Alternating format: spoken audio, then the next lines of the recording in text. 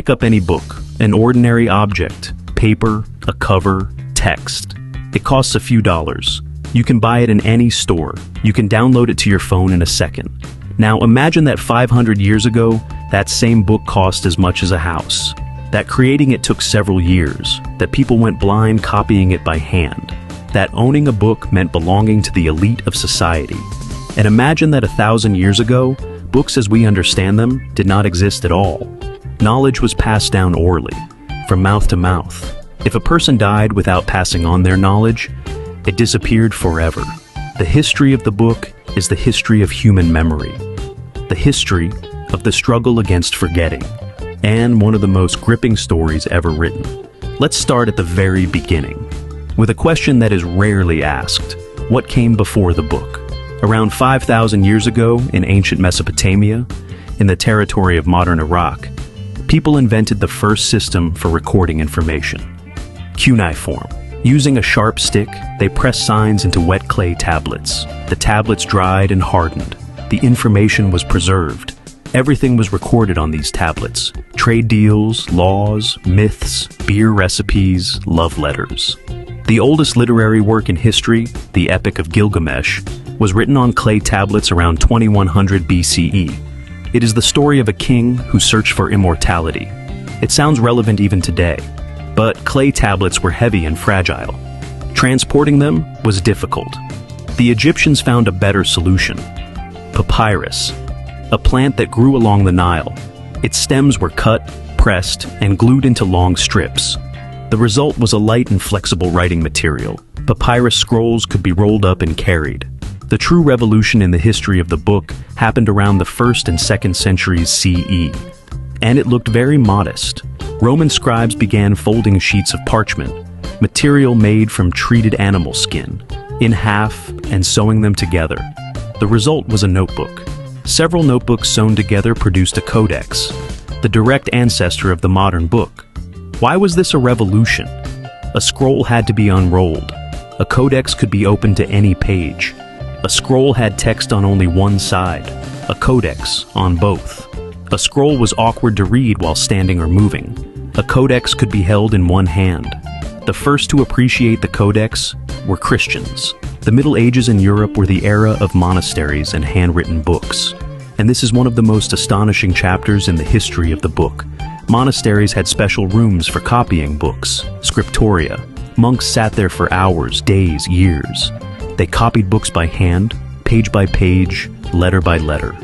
A single monk might spend several years creating one book. The work was incredibly hard. Monks sat hunched over their writing desks in poorly lit rooms. Many lost their sight by the age of 50. Their hands ached from constant writing, their backs curved. Notes left by monks in the margins of manuscripts survive, a kind of medieval social media commentary. The ink is thin, the parchment rough, the day is foggy. 3 fingers hold the pen, but the whole body suffers. Thanks be to God, dawn is coming. One monk wrote at the end of a copied book, "He who does not know how to write thinks it is no labor, but 3 fingers write, and the whole body is in pain." Before speaking of Gutenberg's revolution, we cannot pass over the greatest tragedy in the history of knowledge.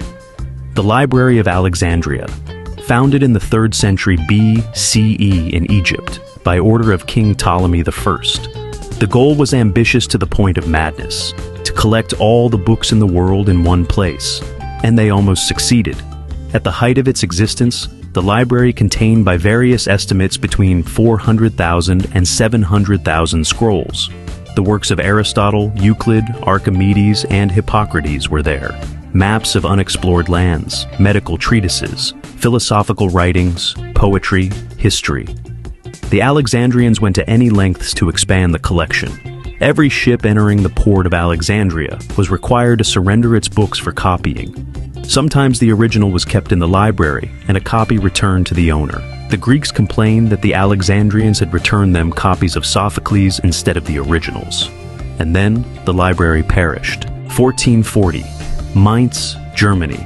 A goldsmith named Johannes Gutenberg has been working on a secret project for several years. He has spent all his money, borrowed from partners, mortgaged his property. In 1455, he printed the first book in Europe using movable metal type, the Bible. 180 copies, each copy identical, precise, free of a copyist's errors. Before Gutenberg, approximately 30,000 books existed in Europe.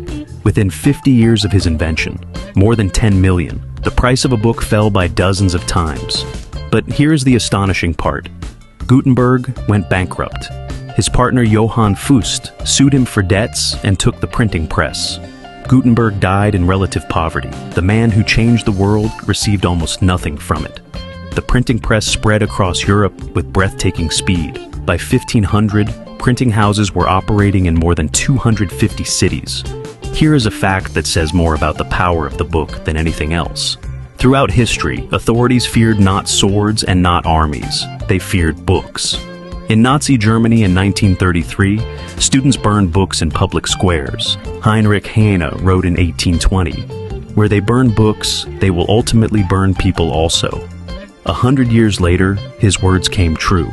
An idea cannot be burned, only paper can be burned. Today, approximately 2.2 million new books are published worldwide every year. Every day, more than 6,000 new titles. In all of human history before Gutenberg, around 30,000 books were created. That many appear now in just a few days. The digital revolution has changed everything once again. E-books, audiobooks, online libraries. The Amazon Kindle allows you to carry thousands of books in your pocket. Project Gutenberg, a free online library, contains more than 70,000 books whose copyright has expired. But here is what is interesting. The printed book has not died. Despite all predictions of its demise, sales of physical books are growing. People continue to buy physical books, to hold them in their hands, to put them on shelves. Perhaps because a book is not simply a carrier of information. It is an object, an artifact, a thing that can be underlined, dog-eared, given as a gift with a personal inscription. A digital file cannot do any of that. The book has traveled from a clay tablet to a smartphone in your pocket. Over 5,000 years, it was luxury and revolution. Monks went blind copying it. The Library of Alexandria burned along with humanity's knowledge. Gutenberg changed the world with his invention and went bankrupt. Every book you hold in your hands is the result of 5,000 years of human striving to preserve knowledge, to defeat forgetting, to pass something important to those who will come after us. The monk who went blind copying text in a cold scriptorium. Gutenberg who staked everything on his idea. The millions of authors who wrote knowing that their words would outlive them. They were all doing the same thing, fighting the one enemy that can never be fully defeated, forgetting. And as long as books exist, they are winning. If you enjoyed this, subscribe and leave a comment below. See you in the next video.